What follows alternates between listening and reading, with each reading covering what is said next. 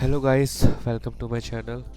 सो today आज हम सीखने वाले हैं डायरेक्शन मॉडिफायर्स, जो कि आपके ब्लू आइकन के अंदर यहाँ पर होते हैं, पाथ के थ्रू लगते हैं। ये डिफरेंट टाइप के, मल्टीपल टाइप के होते हैं मॉडिफायर्स। तो आज हम सबको कवर करेंगे वन बाय वन। तो चलिए शुरू करते हैं। तो सबसे पहले हमने एक ये बेसिक सा एक सेटअप बना लिया है, जो कि एक ट्रंक है और इसके ऊपर कुछ ब्रांचेस लगा दी है। तो इसके ऊपर समझते हैं एक एक करके इन चीज़ों को लगा करके। ठीक है, तो सबसे पहले वाला स्टार्ट करते हैं, रैंडम डायरेक्शंस। ओके, तो रैंडम डायरेक्शन लगाते हैं और देखते हैं क्या होता है इससे। तो रैंडम डायरेक्शन लगाते आपने देखा क्या हो रहा है कि इसमें एक रैंडमनेस ला दी है। इसकी जो लेंथ है उसके अंदर एक रैंडमनेस क्रिएट हो गई है, सी। ठीक है, यहाँ पर देख रहे हो, इसको हम यहाँ से कंट्रोल कर सकते हैं इसकी वैल्यूज़ को। कितना हमें रैंडमनेस चाहिए, ज़्यादा चाहिए, कम चाहिए। ज़्यादा चाहिए तो इसकी वैल्यू को पॉइंट में लेके जाओ। ये सेंटीमीटर में काम करती है, यानी कि 0.3 सेंटीमीटर पे रैंडमनेस है। ठीक है, इसको बढ़ाते जाओगे कम होता जाएगा। अभी हम इतना रख लेते हैं। फिर यहाँ पर एक एंगल होता है कि आपको मिनिमम कितना एंगल का बेंड देना है, कितने एंगल का नहीं देना। ठीक है, अभी सपोज 10 है, अगर मैं इसको 30 कर दूँ तो ये देख रहा हूँ 30 डिग्री के पास ले जा करके इसको बेंड कर रहा है, सॉरी 50 पे। ठीक है, तो यहाँ से आप इसकी चीज़ें कंट्रोल कर सकती हो। तो यहाँ पर ये इस तरीके से रैंडमनेस आ जाता है। ठीक है, उसके बाद हम नेक्स्ट लगाने के लिए सिंपल यहाँ पर आइकन होता है, यहाँ पे क्लिक करो, फिर यहाँ पे क्लिक करो, उसके बाद आप नेक्स्ट आइकन लगा सकते हो, नेक्स्ट डायरेक्शन लगा सकते हो। तो नेक्स्ट जो है वो है वेक्टर डायरेक्शन। Okay, alright. तो वेक्टर डायरेक्शन क्या होता है, ये एक ग्रेविटी की तरह काम करता है। ओके, सो मैंने यहाँ लगाया ग्रेविटी। यहाँ से जो इसका एक सिंबल बना हुआ होता है, तो यहाँ से वो दिखा रहा होता है कि ये किस तरीके से काम कर रहा है। तो इस पर अगर हम क्लिक करेंगे तो ये ऑफ हो जाएगा। ठीक है, इस पर वापस क्लिक करेंगे तो ये ऑन हो जाएगा। तो थोड़ा सा चेंजेस दिख रहा होगा। तो हम इसकी जो वैल्यू है इसको हम यहाँ से कंट्रोल कर सकते हैं। प्लस का मतलब है पॉजिटिव साइड, ऊपर की साइड जाएगा। ग्रेविटी ऊपर की तरफ है, माइनस की तरफ मतलब नीचे की तरफ है ग्रेविटी। आप जितना चाहो उतना ले जा सकते हो। ठीक है, और इसके अंदर हमारा एक चीज़ और है, वो है कि हम इसको ग्राफ के थ्रू भी कंट्रोल कर सकते हैं, इसकी स्ट्रेंथ को। तो यहाँ पर जाएंगे, क्लिक करेंगे, यहाँ पर इस पर हम ग्राफ लगा देंगे। ओके, तो यहाँ पर ये ग्राफ होता है। हम चाहते हैं कि जो इसका एंड पॉइंट है वहाँ पर इसकी ग्रेविटी हो जाए 0। ठीक है, तो यहाँ पर ये 0 हो गई है। ओके, इसके थ्रू हम मल्टीपल चीज़ें कर सकते हैं। सपोज मैंने यहाँ पर कुछ इसके अंदर पॉइंट्स लगाए कर्व्स के। ओके, इसको मैं बंद कर देता हूँ, दोबारा खोलूँगा तो थोड़ा बड़ा होके आएगा। ठीक है, मैं इसमें यहाँ से चाहूँ ना तो इसके शेप्स में वर्क कर सकता हूँ इस तरीके से। कुछ एक चाहता हूँ पर्टिकुलर शेप आ जाए तो वो मैं यहाँ से कंट्रोल कर सकता हूँ। ठीक है, आप जैसे चाहो उसको वैसे बेंड कर सकते हो। इसमें एक चीज़ हो रहा है, यहाँ पर देख रहे हो ये येलो आइकन्स। तो ये येलो आइकन्स जो होते हैं अफेक्ट मॉडिफायर्स लगाने के लिए होते हैं। सपोज मैं चाहता हूँ ये जो इफेक्ट है ना मेरा, ऊपर जाते जाते ख़त्म हो जाए, सिर्फ नीचे वाली पर रहे, ऊपर वाले पर ना रहे। तो आप यहाँ से अफेक्ट नोड लगा करके उसको कंट्रोल कर सकते हो, लाइक दिस। यहाँ पे मैंने अफेक्ट नोड लगाया, फैक्टर में जाके यहाँ पे कर्व एज फैक्टर लगा दिया, और इसको जाके मैं इसकी वैल्यू यहाँ पे डाल देता हूँ। तो देख रहे हो यहाँ पर कर्व ज़्यादा है और यहाँ पे कम हो गया, just because of this. Okay, if I put it of, see the difference. यहाँ पर था कर्वनेस, अब वो यहाँ पे कर्व हो गई है। ठीक है, तो इस तरीके से ग्रेविटी का ये वर्क करता है। अब चलते हैं नेक्स्ट वाले पे। तो नेक्स्ट आता है नॉइज़ डायरेक्शन। ठीक है, ये नॉइज़ क्रिएट करता है, सी दिस।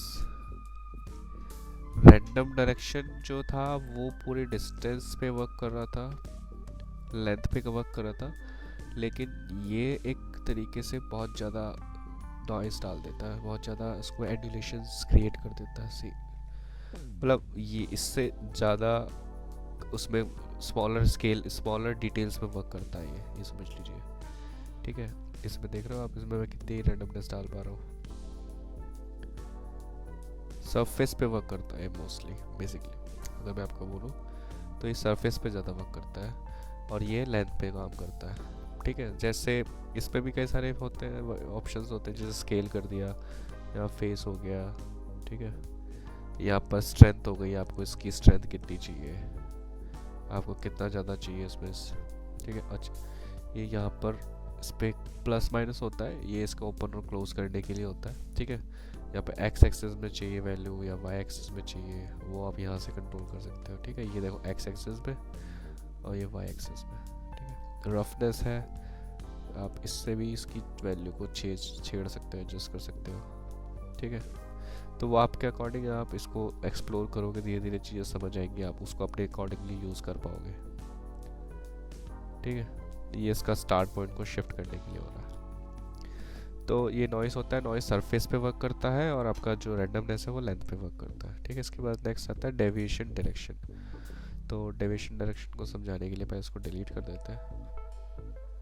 ओके, तो डेविएशन डायरेक्शन जो होता है वो मैं यहाँ पे लगा के दिखाता हूँ आपको क्या करता है डेविएशन। तो डेविएशन डायरेक्शन जैसे मैंने लगाया तो आप देख रहे हो इसमें एक पैटर्न सा क्रिएट हो गया ये।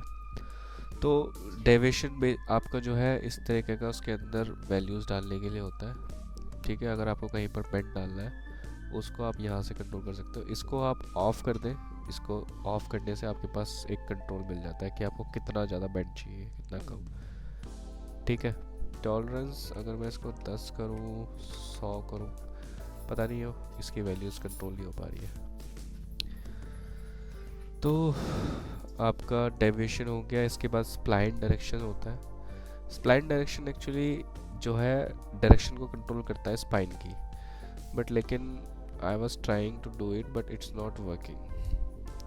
सो अगर आपको कहीं मिलता है ये कैसे वर्क करता है तो प्लीज़ मुझे बताना, मैं भी इसको यूज़ कर लूँगा। ठीक है, तो स्प्लाइन के बाद आता है हार्ड बैंड। हार्ड बैंड आपका क्या करता है, आपकी जो ब्रांच है अगर आप चाहते हो कि वो टूट के लटकी हुई दिखे तो उसके लिए आप ना इस पर हार्ड बैंड लगा सकते हो। ठीक है, सपोज ये देखो यहाँ पर ये हार्ड बैंड लग गया। ठीक है, ये इसकी हार्ड बैंड की प्रॉपर्टीज़ होती हैं, आपको कितनी चाहिए कितनी नहीं चाहिए। ठीक है, आप यहाँ से इसकी पोजीशन को कंट्रोल कर सकते हो, किस जगह से बेंड करना है, कहाँ से बेंड करना है, वो आप यहाँ से दे सकते हो। ठीक है, ये इसकी पोजीशन को कंट्रोल करने के लिए है। ये इसका जो है बेंड का एंगल, आपको कितना एंगल बेंड करना है वो है। ये आपका यहाँ से ऑन ऑफ हो रहा है एंगल बाय बेंड। ये आपका स्मूथ एंगल में ये आपका देख रहे हो आप एक स्मूथली बेंड कर रहा है। ठीक है, सॉरी इसको ये ऐसा था, अब ये इसको ऐसे बेंड कर रहा है, लेकिन जैसे ही मैं बेंड बाय एंगल कर दूंगा तो वहाँ पे शार्प एंगल में बेंड हो जाएगा। जैसे लकड़ी टूट के लटक जाती है ना, उस चीज़ के लिए बढ़िया अच्छे यूज़ होता है इसका। ये इसका एंगल ओरिएंटेशन हो गया। ये केओस तो वेरिएशन डालने के लिए होता है, आपको किसमें वेरिएशन चाहिए, कहीं कि कोई ज़्यादा टूटे कोई कम टूटे, उसके लिए होता है। ये इसके कई सारे मोड्स हैं, ग्लोबल है, लोकल है, ये इसके कई सारे मोड है, तो आप इसको एक्सप्लोर कर सकते हो, बट मोस्टली ग्लोबल पे ही वर्क हो जाता है हमारा। ठीक है, अप्लाई वेक्टर ये अप्लाई करने के लिए है, और यहाँ पर ये पिक अनदर नोड पिक करने के लिए दे रहा है। ये आई थिंक इस पे किसी पर्टिकुलर मोड पे होगा। Yes, ups. ठीक है, ये हो गया, बट लेकिन ये शो नहीं कर रहा, काम कैसे कर रहा है।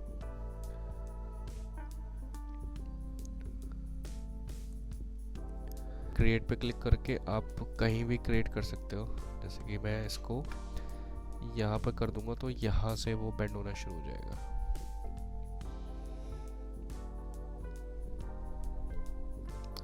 तो यहाँ पर हमने क्रिएट के थ्रू हम जहाँ भी इसको क्लिक करेंगे वहाँ से ड्रैग, वहाँ से वो आपका बेंड होना शुरू हो जाएगा, और इस चीज़ को भी आप पोजीशन के थ्रू भी कंट्रोल कर सकते हैं।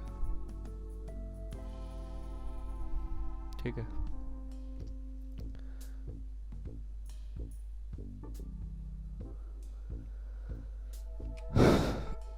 तो ये था हार्ड बैंड। इसके बाद कौन सा आता है, तो जो विंड एनिमेशन है, विंड एनिमेशन ये एनिमेशन करने के लिए होता है। तो यहाँ पर क्रिएट करेंगे, यहाँ क्लिक करेंगे और यहाँ पर इस तरीके से क्रिएट कर लेंगे। इसकी डायरेक्शन को चेंज कर लिया यहाँ पे, ओके। देन यहाँ पे गए और इसको अगर आप प्ले करोगे तो यहाँ पर वो एनिमेशन होना शुरू हो जाएगा, बट अभी कुछ दिख नहीं रहा। तो उसके लिए अब हम इसमें क्या करेंगे, थोड़ी सी वैल्यू को हम चेंज करते हैं। Then I will show you how it's work. See, ये एनिमेशन इस तरीके से होता है, ठीक है।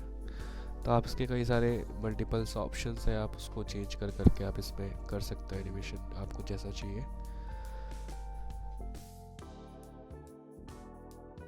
तो ये विंड एनिमेशन था। इसके बाद नेक्स्ट आते हैं विंड के बाद कॉपी डायरेक्शन। ये आपका डायरेक्शन कॉपी करता है।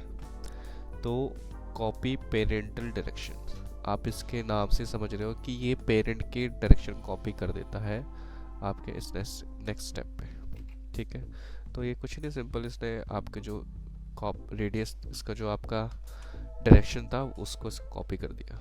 तो आप किसी भी कोई पर्टिकुलर आप उस कॉपी करना चाहो कि इस डायरेक्शन में जाए तो वो कर सकते हो आप यहाँ से, ठीक है। इसके बाद आता है अलाइंग चिल्ड्रन। ओके, ये वेरी इंटरेस्टिंग है। इसको यूज़ करने का थोड़ा सा ट्रिकी है, मैं इसको बता देता हूँ। तो क्या होता है कि सपोज़ यहाँ पर मैं इसको थोड़ा सा रैंडमनेस डाल देता हूँ, ओके। और इसमें थोड़ी सी डेंसिटी बढ़ाते हैं 0.5, ओके सॉरी 153, ठीक है। इसमें इतनी रख लेते हैं। अब देख रहे हो आप, इसकी जो डायरेक्शंस है वो इस तरीके से यहाँ से घूमती जा रही है। लेकिन अगर मैं इसके अंदर अलाइंग चिल्ड्रन लगा दूँ, यहाँ पर सबसे पहले स्टार्टिंग में ही लगा दो उसको। इसको जो यूज़ करने का तरीका है उसको स्टार्टिंग में लगा दीजिए, ठीक है। अभी यहाँ पर कुछ भी, अभी देखो इसने इसकी जो डायरेक्शन है उसको मूव, इसको एक चीज़ और करना होता है, इसको डायरेक्शन भी वो देना पड़ता है, रेफरेंस डिस्ट्रीब्यूटर, ठीक है। तो अभी मैं आपको दिखाता हूँ उसने क्या किया। देखो यहाँ पर ये अभी इसके डायरेक्शन जैसे ज़्यादा था, ऐसे ऐसे से ये रोटेट होता है। इसकी जो एंगल है वो इसके अकॉर्डिंग ऐसे चलते रहे। जैसे मैंने अलाइंग डिस्ट्रीब्यूटर लगाया, उसका जो एंगल था वो वैसे का वैसे ही रहा। अगर मैं इसको ऑफ करके दिखाऊं तो देखो ये इस तरीके से सीधा था। अब इसी को वो उसको मेंटेन करके चलेगा। आप इसको कितना ही बेंड कर लोगे ना, वो उसके जो ब्रांच है उसको मेंटेन करके चलेगा, डायरेक्शन को मेंटेन करके चलेगा। तो दिस इज अलाइंग चिल्ड्रन, ओके। सो इसको यूज़ करने का तरीका सबसे है, जो इसका रूल है वो है, इसको आप स्टार्टिंग में यहाँ पर लगा लीजिए और इसको यहाँ रेफरेंस डिस्ट्रीब्यूटर दे दीजिए, आप जिस भी ब्रांच का करना चाहते हैं, ठीक है। उसके बाद फिर इसको यूज़ करिए, तब ये अच्छे से वर्क करता है। सो नेक्स्ट चलते हैं radial direction. Okay, radial direction क्या आप नाम से समझ रहे होंगे कि वो उसको रेडियस जो होता है उसका, उस डायरेक्शन में उसको रोटेट कर देता है, लाइक दिस। इसके बाद इसकी ये वैल्यूज़ आती है, यहाँ से आप इसकी वैल्यूज़ को कंट्रोल कर सकते हो। सपोज आपको कुछ सर्कुलर वे में बनाना है, ठीक है। इसकी वैल्यू को मैं 100 कर दूँ, 200, ये पॉजिटिव में नहीं ले रहा, नेगेटिव में ले रहा है, ठीक है। तो इसकी वैल्यू ये इस तरीके से ले रहा है नेगेटिव में नीचे की तरफ। ये इसका एंगल हो गया, आपको कितना एंगल में चाहिए, ठीक है। तो यहाँ से नीचे की तरफ मोड़ सकते हैं, यहाँ से फिर इसको माइनस में लेके जाएंगे तो ऊपर की तरफ बेंड हो जाएगा। ये इसका स्मूथ है, आपको कितना स्मूथ चाहिए। तो इसके वैल्यूज़ के थ्रू आपको ये चीज़ें कंट्रोल करनी पड़ेगी। ये इसका ओरिएंटेशन हो गया, रोटेशन के लिए आप इसको रोटेट कर सकते हो। यहाँ से आप इसकी एंगल को कंट्रोल करोगे और यहाँ से इसका स्मूथिंग, ठीक है।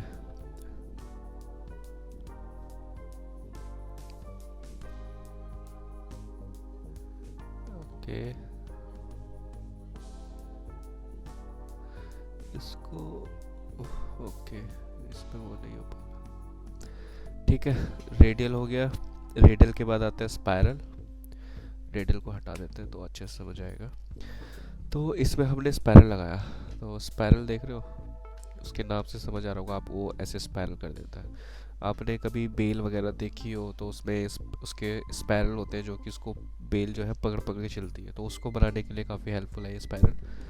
और इसकी यहाँ ये रेडियस है, यहाँ पे इसका टर्न एंगल है, कितने टर्न एंगल चाहिए, नंबर ऑफ कॉइल्स कितने चाहिए, वो यहाँ से कंट्रोल कर सकते हो। ठीक है, नेक्स्ट आता है आपका जिगजैग। उसके नाम से आपको समझ आ रहा होगा, उसको एक शार्प एंगल पे बेंड करता है इसको। ठीक है, स्टेप्स कितने चाहिए। ठीक है, ये जिगजैग हो गया। उसके बाद नेक्स्ट आता है आपका ट्विस्ट डायरेक्शन। ये पीस ये सिमिलर सा ही रहता है आपका स्पाइरल से, बट ये थोड़ा सा चेंज होता है इसके अंदर। आप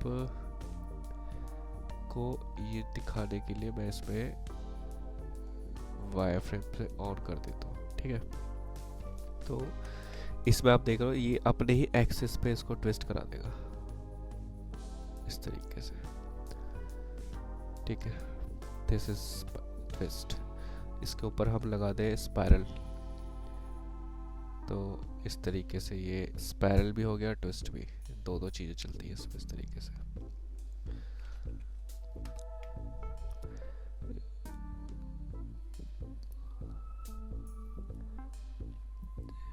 ये सी दिस,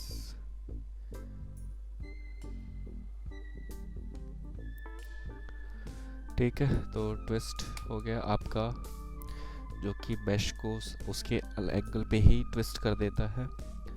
फिर आता है इसका ऑब्जेक्ट रिएक्शन। ऑब्जेक्ट रिएक्शन के लिए मुझे इसमें ऑब्जेक्ट बनाना पड़ेगा, then I will show you how it's work. तो यहाँ पे जाता हूँ, बॉक्स बना लेता हूँ सिंपल एक। ठीक है,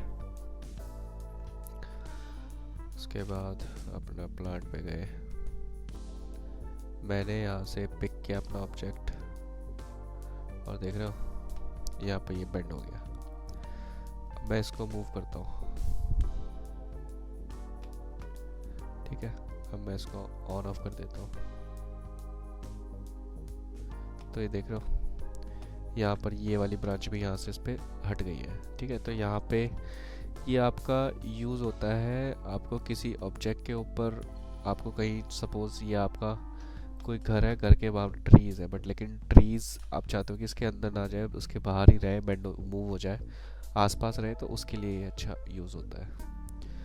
ठीक है, और इसका कंट्रोल्स मैं दिखा देता हूँ। जैसे यहाँ रिफ्लेक्शन है, इसको यहाँ रिफ्लेक्ट हो रहा है, ये मैग्नेटिक है, आपके सारे के सारे इसके पास जाके यहाँ पे चिपकने शुरू हो जाएंगे। इसका ऑपोजिट ही समझ लो, प्रिवेंशन, पेनिट्रेशन।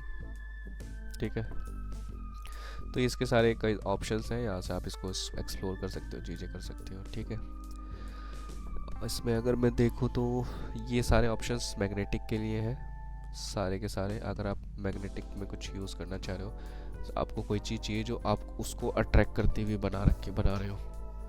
ठीक है, किसी चीज़ को आपको कवर करना है, तो उसके लिए आपको ये, आप इसको यूज़ कर सकते हो। ठीक है, यहाँ पे use vertex, generate point on faces, यहाँ से आप पॉइंट फेस कर सकते हो, जनरेट कर सकते हो। ठीक है, अभी देख रहे हो इसके ऊपर चलना शुरू हो गया, आप इसके स्टेप को स्ट्रेंथ कर सकते हो।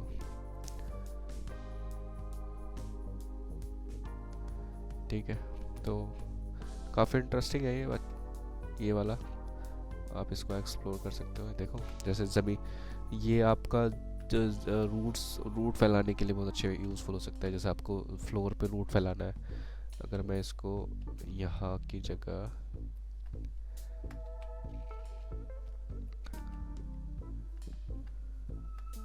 यहाँ पे इसको बेस में लगा दूँ, तो आई थिंक यहाँ से हम काफ़ी अच्छा ग्राउंड फील ला के बना सकते हैं। ये मैंने यहाँ लगाया। ठीक है, यहाँ पे अभी तो मैं जल्दी जल्दी करके दिखा रहा हूँ, और इसको ऑन ऑफ किया।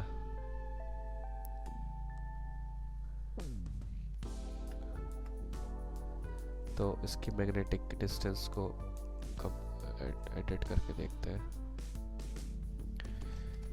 ये वर्क करता है नहीं करता।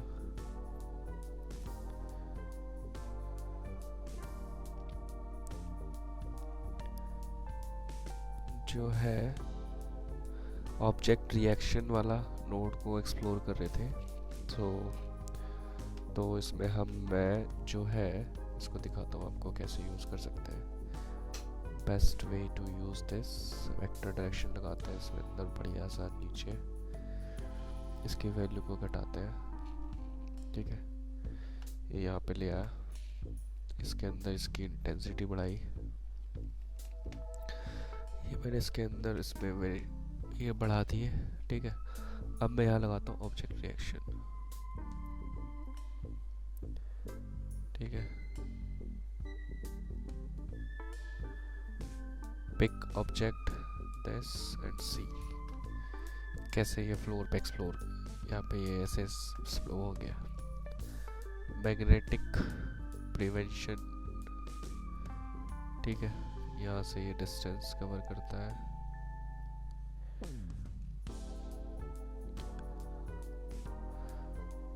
मैक्सिमम लेंथ, तो ये रूट्स के लिए काफ़ी अच्छा यूज़फुल ऑप्शन है। यहाँ से आप रूट्स के लिए आप बड़े काम कर सकते हो, काफ़ी रूट्स बनाने में काफ़ी हेल्प होगी इसमें। इसमें आपका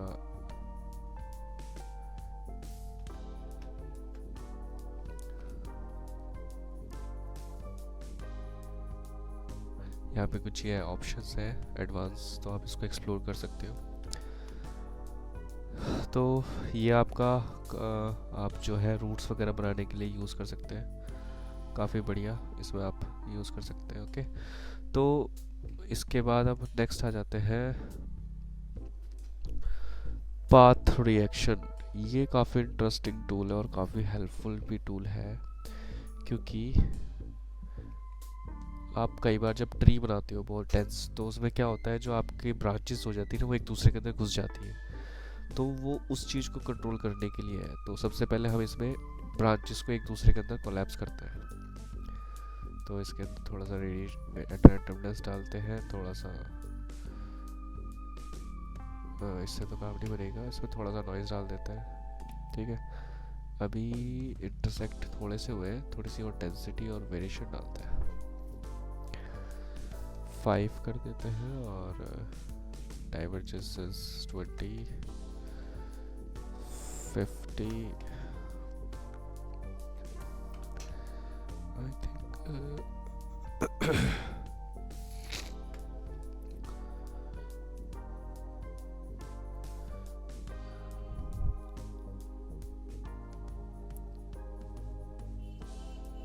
ओके, तो हमारे पास कुछ इंटरसेक्शंस बन गए हैं, जैसे कि यहाँ पर ये देख रहे हो इंटरसेक्शंस बन गए।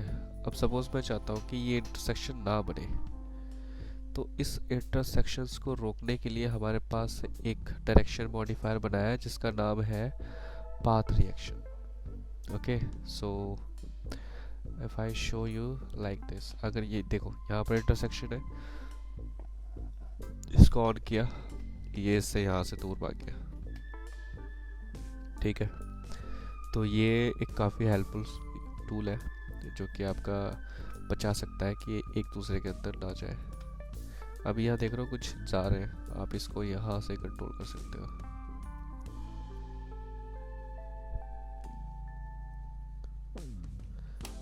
टेन या मैग्नेटिक को ऑन कर सकते हो। मैग्नेटिक में ऑपोजिट वर्क करेगा, वो उसके एक दूसरे को अट्रैक्ट करेगा, तो उसको यहाँ पे हमें नीड नहीं, या तो हमें दूर करना है उसको। ये इसकी वैल्यूज़ होती है कि यहाँ से आप इसको कंट्रोल कर सकते हो, बट लेकिन इसमें कुछ चीज़ें भी है, जैसे कि कुछ ड्रॉबैक्स जो मेरे को दिख रहा है यहाँ पे, जैसे कि ये यहाँ पर ठीक था, तो इसको उसने यहाँ पर घुसा दिया, यहाँ पर और बेकार कर दिया। तो उसको ज़रा देख करके यूज़ करना, कि पता चला एक जगह ठीक करने चक्कर में से दूसरी जगह ख़राब कर दिया, तो उसको थोड़ा सा देखना पड़ेगा।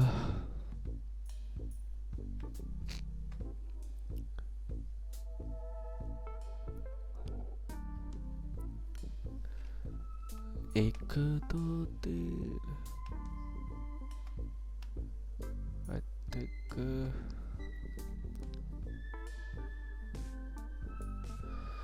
ओके। तो इसमें पाथ रिएक्शन का मैंने बता दिया आपको कि इसमें जो है आपका जो इंटरसेक्शंस है उसको कंट्रोल करता है, बट ध्यान रखना इसमें कई जगह पर ये इसको ख़राब भी कर देता है, जैसे कि यहाँ पर ये सॉल्व नहीं कर पा रहा अच्छे से, तो उसका थोड़ा सा ध्यान देना, शायद हमें कुछ जगह मैनुअली करना भी पड़े, सो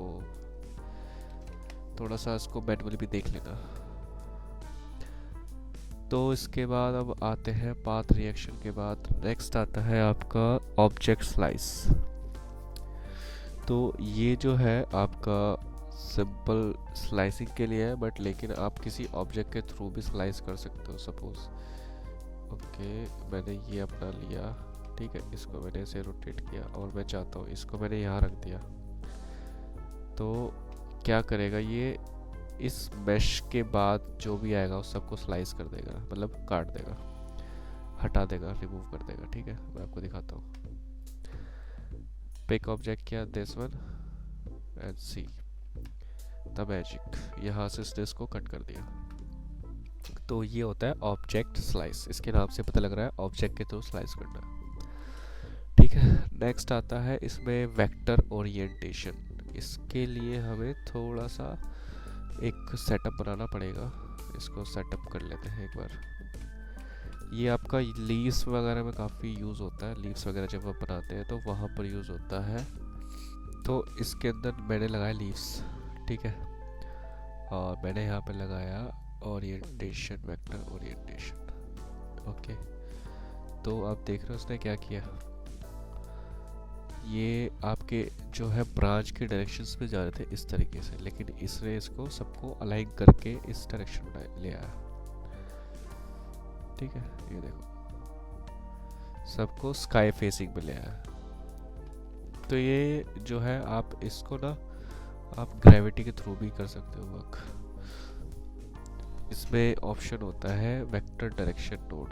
ठीक है, अगर मैं इसको ऑफ कर दूं तो ये कुछ इस तरीके से काम करता है, जैसे कि ये वेक्टर ओरिएंटेशन है।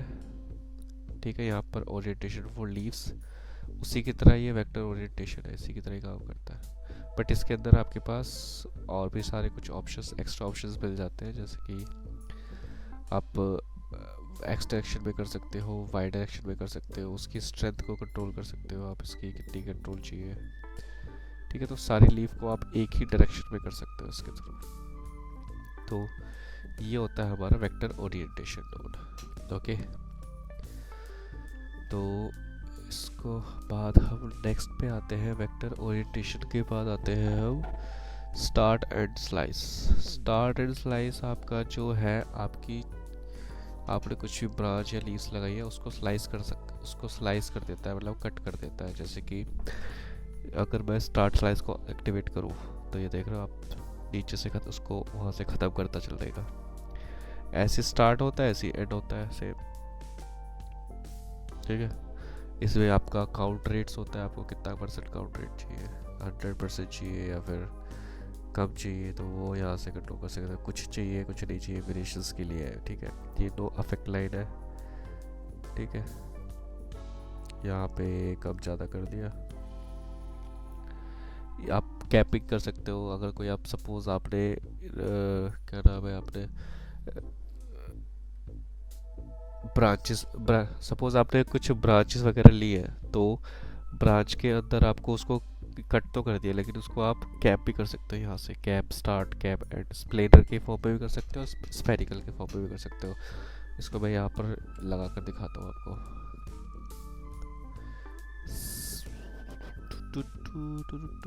यहाँ पर लगाया मैंने। ठीक है, ये मैंने एंड स्लाइस करना शुरू करा। ठीक है, अभी एक चीज़ देखना, इसके अंदर स्लेंडर नो अफेक्ट लेंथ, इसका फ़ायदा ये होता है कि जैसे मैं इसको काटूँ, इसको मैं करूँगा तो इससे जो है ना, इसका जो रेडियस है, रेडियस पे फ़र्क नहीं पड़ेगा। ठीक है, उसी रेडियस पे इस पे जो है स्लाइस होता रहेगा। लेकिन जैसे इसको मैं अनचेक कर दूंगा तो आप देख रहे हैं इसकी जो रेडियस है वो कम के हिसाब से चलेगा। ये देखो, यहाँ पर वो कम ही रहेगा, ठीक है, ओवरऑल लेंथ को कम करता चलेगा रेशो में। तो इसको आप यूज़ कर सकते हो अकॉर्डिंगली। ये इसका कैपिंग के लिए है। यहाँ पर मैंने इसको बढ़ाया, अब मुझे इसको कैप करना है। तो प्लेनर स्फेरिकल हमारे पास ऑप्शंस है। अभी हम एंड पे कर रहे हैं तो या एंड पे, ठीक है, इस तरीके से इसको हम कैप कर सकते हैं। नेक्स्ट वन आता है स्लाइस के बाद आता है आपका ऑप्टिमाइज स्टेप्स। ऑप्टिमाइज स्टेप आपका क्या करता है कि आप अगर कोई आपने हाई पॉली ट्री बनाया, बहुत ज़्यादा हाई हो रहा है, तो आप उसको लो कर सकते हो without losing any details. Suppose मैं इसको वायर फ्रेम में दिखाता हूँ आपको। ये मेरी ब्रांच थी, ओके, ठीक है। तो जैसे मैंने इसको ऑप्टिमाइज स्टेप किया तो आप देख रहे हो उसको उसने कितना ऑप्टिमाइज कर दिया। उसका लॉ पॉली बढ़ा, इसको जो पॉली काउंट है उसको कम कर दिया। ये 0 था, तो मैं इसको देखो बढ़ाऊंगा। बट लेकिन एक चीज़ नोटिस करना कि इसकी जो शेप है, शेप को वो उसी को मेंटेन करके चलेगा। इसका जो ये शेप है ना, जो था स्टार्टिंग में, वो उसको मेंटेन करके चलेगा और उसको लो करता चलेगा अकॉर्डिंगली। आप जितना मर्जी उसको लो कर सकते हो, ऑप्टिमाइजिंग शेप का ही है, ठीक है। तो ये अगर आप एलओडी बना रहे हो उसके अंदर काफ़ी हेल्पफुल है। मोस्टली एलओडी बनाने के लिए यूज़ होता है, ठीक है। तो ये ऑप्टिमाइजिंग स्टेप्स हो गया। आप यहाँ से लो पॉली क्रिएट कर सकते हो without losing any changes in silhouette कह सकते हो, या फिर उसकी जो शेप है उसमें बिना चेंजेस करे उसको आप कम कर सकते हो उसका पॉली काउंट, ओके। उसके बाद इरेजर टूल आता है। ऑप्टिमाइजिंग के बाद eraser tool, simply eraser tool लिया, यहाँ पे क्लिक किया, एक्टिवेट किया, उसके बाद आपको जो इलेक्ट करना है उस पर क्लिक कर दो, वो इरेज हो जाएगी, ठीक है। उसको डिलीट करना है, सिंपल उसको पकड़ो, डिलीट कर दो, यहाँ से वो वापस आ जाएगी। तो ये होता है इरेजर टूल, ठीक है। यहाँ पर ये कुछ ऑप्शन होते हैं, रिवर्ट करने के लिए होता है, डिलीट करने के लिए होता है और रिवर्ट करने के लिए होता है। इरेजर के बाद अब नेक्स्ट आता है ट्रिम टूल। ट्रिम टूल क्या करता है, वो भी इरेज ही करता है बट लेकिन एक पर्टिकुलर सेक्शंस में। जैसे कि हमने यहाँ पे एक्टिवेट कर लिया, मैं चाहता हूँ यहाँ से कट हो जाए, सी यहाँ से कट हो गया। एक ऑप्शन होता है नो अफेक्ट लेंथ, इसको आप एक्टिवेट कर दोगे तो उसकी जो रेडियस है उसको मेंटेन करके चलेगा। इसको ऑफ कर दोगे तो वहाँ पे उसकी रेडियस को कम कर देगा। फिर उसके बाद कैपिंग का आता है। स्पेरिकल चाहिए आप उसको इसको कर सकते हो, क्लोज कर सकते हो उसकी एंड को, ठीक है। उसके बाद आता है ओवरराइड स्टेप्स।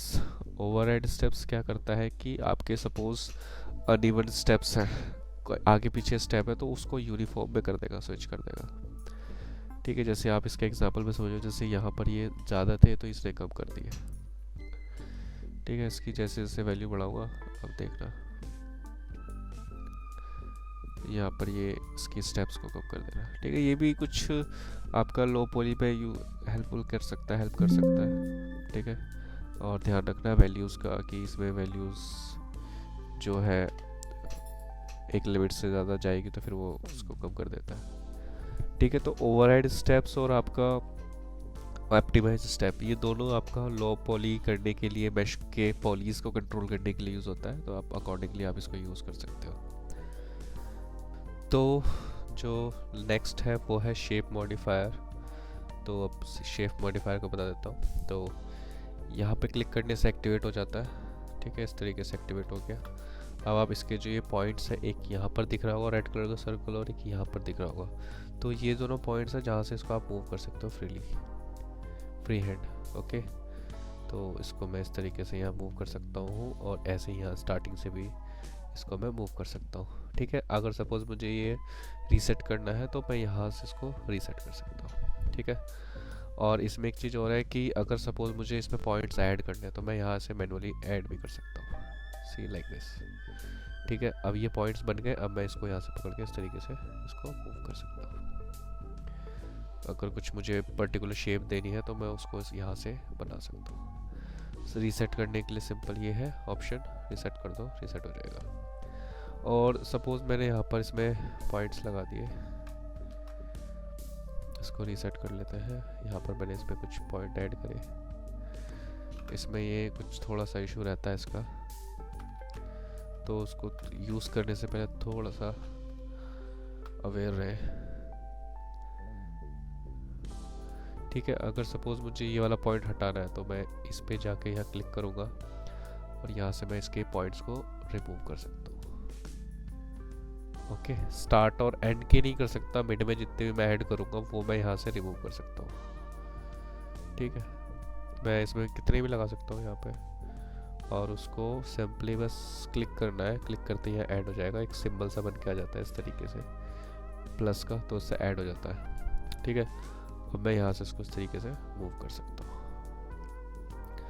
अब इसमें से ये मुझे हटाने हैं पॉइंट, सिंपली यहाँ से मैं इसको हटा सकता हूँ। ठीक है, और मैं यहाँ से रीसेट कर सकता हूँ। होप आपको सारे समझ आए होंगे डायरेक्शन मॉडिफायर्स कौन सी चीज़ क्या क्या है।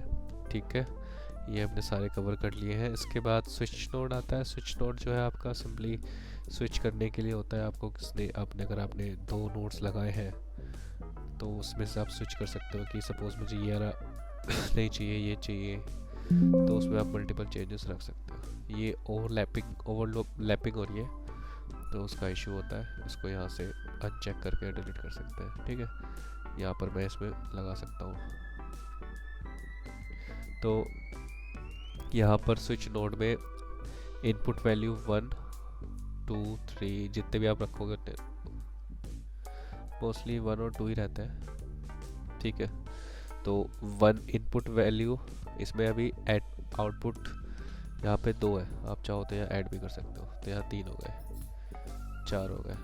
ठीक है, तो ये आपका प्ले उसके लिए है, आप रिप्लेस कर सकते हो किसी चीज़ को just by this input value. यहाँ पर 1 2 3 4 जितने भी चाहो।